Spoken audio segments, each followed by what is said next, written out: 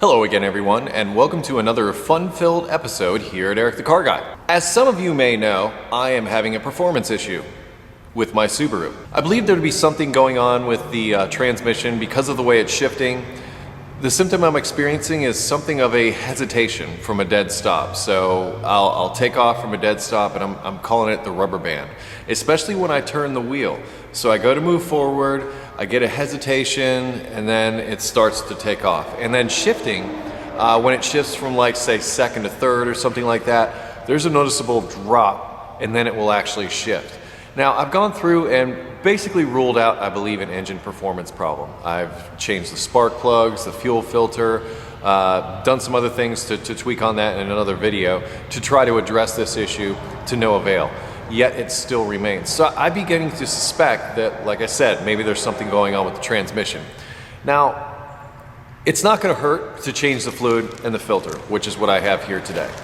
And if the symptom changes, then can be reasonably sure that that's where my problem is. If it doesn't change, well, no big deal. I've got fresh transmission fluid in there. It's a service that needs to be done periodically anyway. I get this question a lot. It's been a very long time since I've changed my transmission fluid and filter, and I'm beginning to experience some shifting problems. Should I change the fluid? And the sign on the door says, enter at your own risk. And what I mean by that is that there are times when you change the fluid after a lot of miles that the transmission will fail shortly after doing that. The reasons for that are all over the place, and I'm not going to get into that here.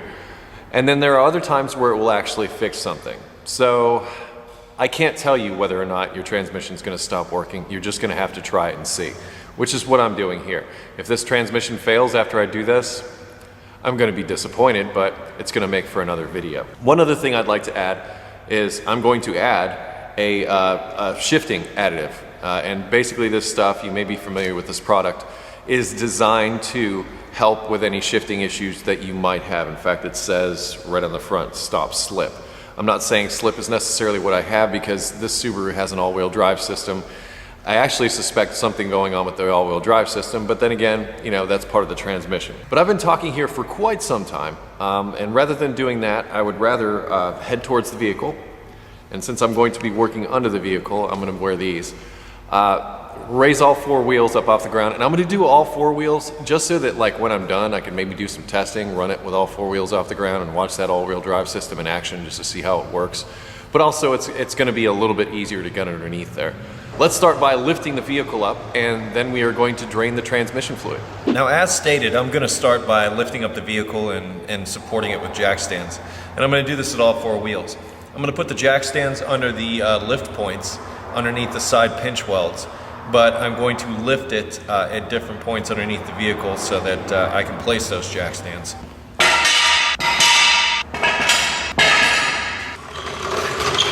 Now there's a space right here where the lower suspension meets the subframe, and I like to use these as lifting points many times, but you got to be careful not to, you know, if it starts to bend or buckle or something like that, then obviously stop and find a different place.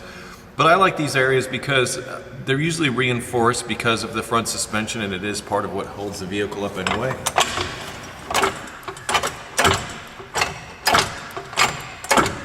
You also got to make sure that you get good purchase here when you do this. And also do not get under the vehicle until it's supported on the jack stands. I like that. And you may notice I have this up so high that this wheel is also off the ground. So rather than wasting the opportunity, if I can, which I cannot, but if I could, I'd also want to try and place a jack stand here to support it when I lower the jack. But since I can't, I'm going to lower it very slowly onto the jack stand.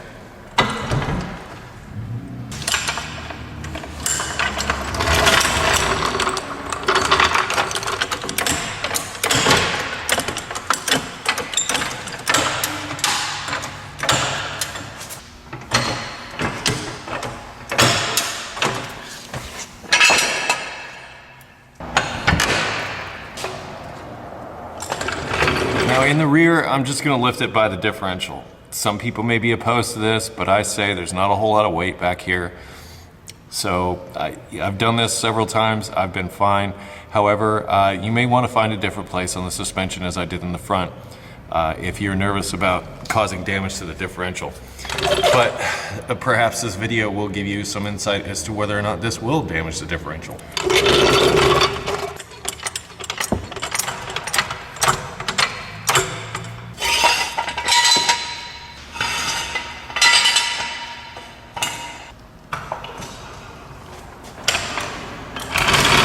Now have a floating Subaru.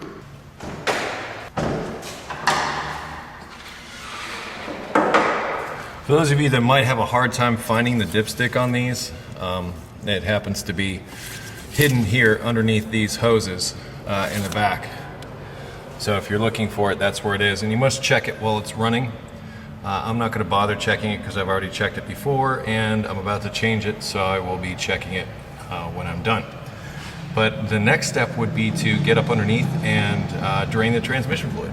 Now Subaru is totally awesome in that they give me a drain plug to drain this out. And once I have it drained out, I'm going to be removing the pan to gain access to the filter because I'm also changing that. All right. Well, I brought my drain pan in underneath the drain plug. I love that there's a drain plug here. It's a 17 millimeter.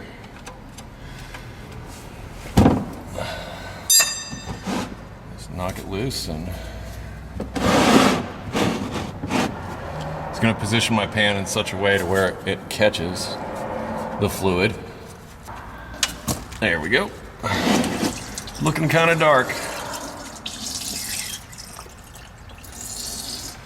I'm just going to let that drain out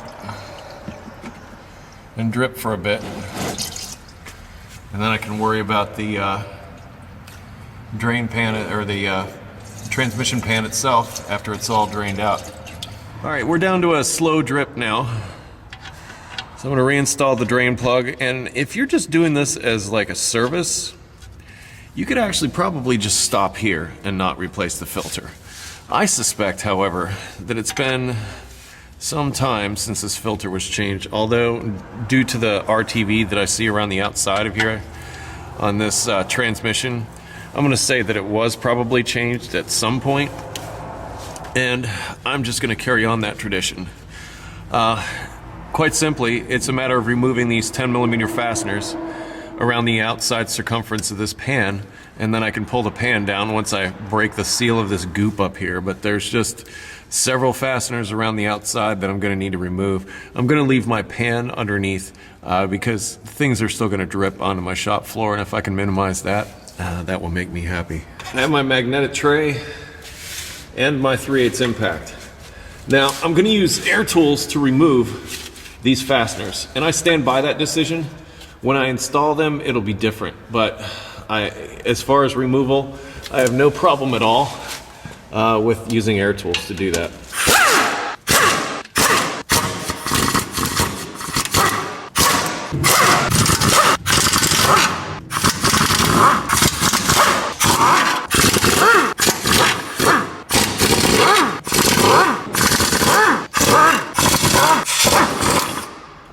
Now there's one guy that's difficult to access because of the shielding on the catalytic converter. I'm just going to use a 1/4 inch with a 10 millimeter swivel on the end of it to sneak up in here and take that last fastener out that is really hard to show you. There it is. That's our enemy.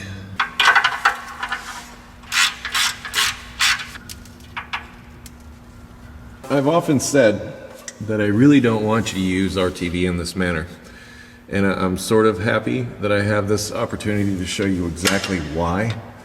It looks like they didn't bother with a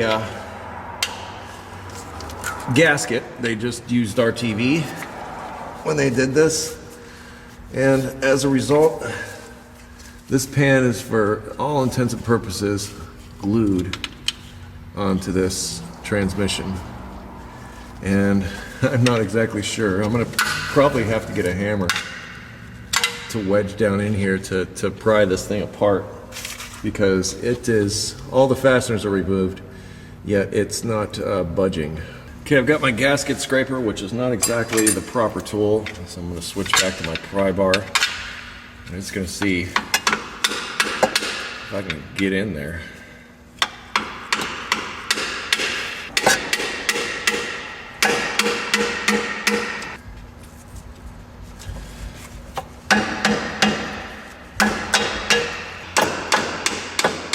Before I mess up my gasket scraper. That was a thin thing that I could get in there. Now I can see if I can drive in further with this. See what you did?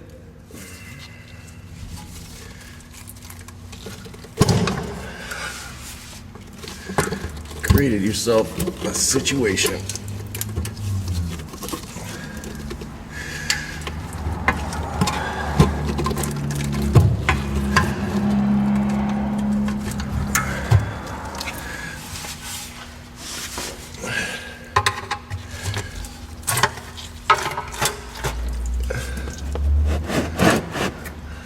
This is why we wanted to make sure that we had our pan still under here.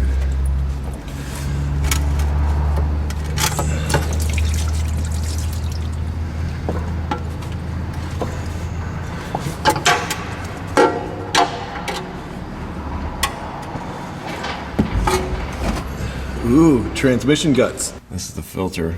It's held down by a few fasteners, a few 10mm fasteners. And I'm hoping, looks like I'm gonna have to drop this tube down. I'm hoping that doesn't prove too difficult to do. I'm hoping that just this fastener here gets it loose enough to where I can drop it down so I can get my filter out. But I'm gonna go check the new filter and see if it has those same mounting areas. If it does, we're good. And looking at these two, they look about virtually identical. So I believe I have the right part. And as I stated, I'm gonna have to drop this pipe down. So I'm gonna remove this 10mm fastener right here.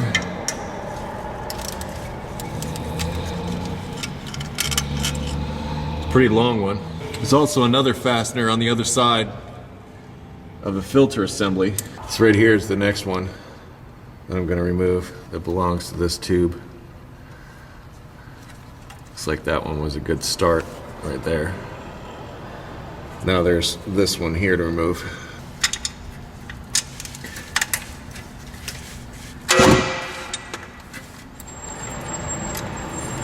Also a long fastener. They both appear to be the same length though. So I think you're good. So I don't think you're gonna mix them up. I don't mind prying on my old filter a little bit. Yep. That just popped loose. Since that side is leaking out, I'm gonna say it's a safe bet that the other side might do the same. So for now, I'm gonna get my transmission pan out of the way. Whatever that goes to, it's draining out pretty good. We're gonna have to really make sure we get the level correct.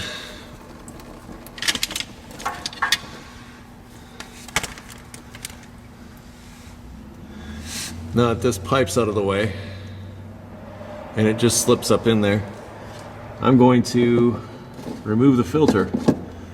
And there's 3 fasteners around the outside. I'm sorry, there's 4. There's 3 on this side and 1 over here.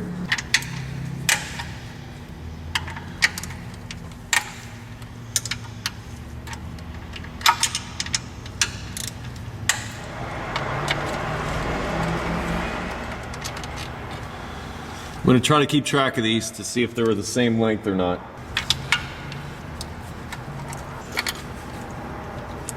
So far they're the same.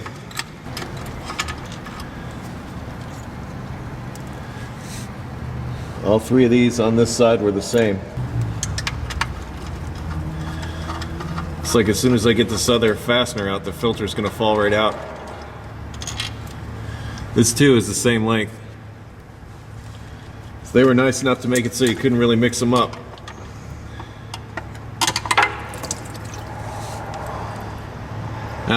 The O-ring came off with this one, and I'm very happy to see that. I'm just gonna set that in my pan. My new filter, I have installed the O-ring that came with it. I'm gonna just put a little bit of transmission fluid on it. I'm not gonna install it dry.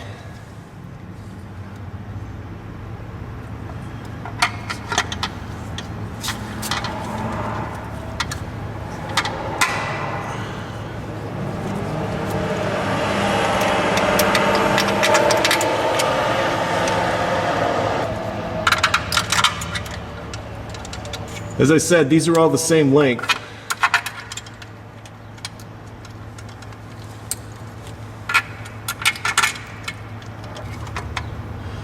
Looks like these wires get held up in place by the filter, so I'm just gonna make sure that those are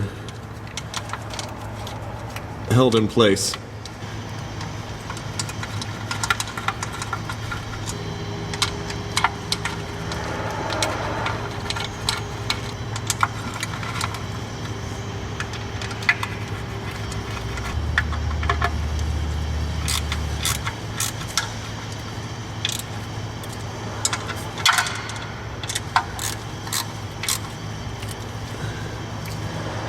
Most things on the valve body are tightened to inch-pounds.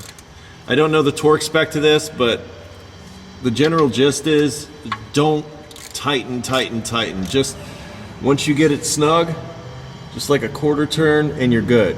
You don't want to tighten this stuff like wicked tight. And if I'm honest, I should probably get a torque spec and torque it to spec. However, I'm an experienced technician, and I feel comfortable doing what I just did.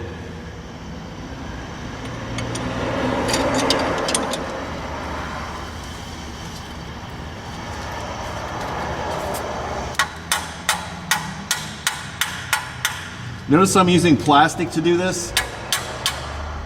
I think the fasteners are going to hold it in the rest of the way. But you don't want to like hit these metal tubes with anything metal, because you could definitely damage them. They can be pretty delicate. And once again, these fasteners were the same length, so you really couldn't mix them up.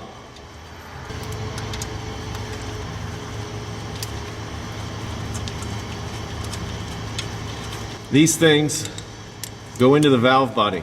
You don't need to tighten them so tight. That's about it right there.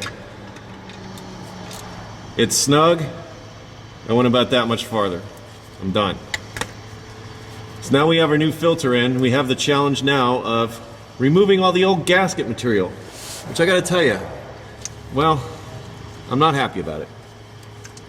If this were just a regular gasket, I'd be done by now, but since this is what it is, I'm gonna have to fight with it for a while.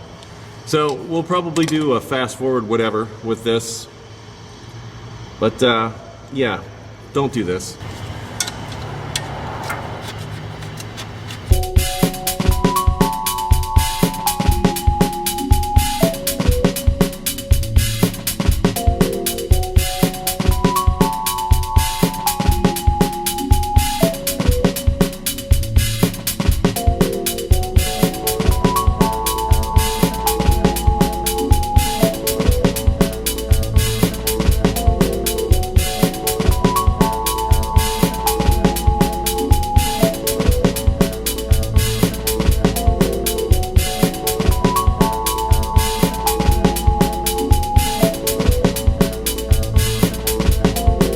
Alright, here's a survey of the finished product. Now, I'm not going to get absolutely all of it off, and I'm not going to worry about it because, well, let me back up. I didn't use power tools to remove this gasket material, because all that could do is just take all that dust and everything and throw it up into the valve body. And I'm trying to address a shifting issue here, so doing something like that is not a good idea. So I just used my gasket scraper and did it by hand. But now that I have all the gasket material removed, I'm gonna go remove it from the pan, install my gasket on the pan, reinstall the pan, and fill it up with some fluid.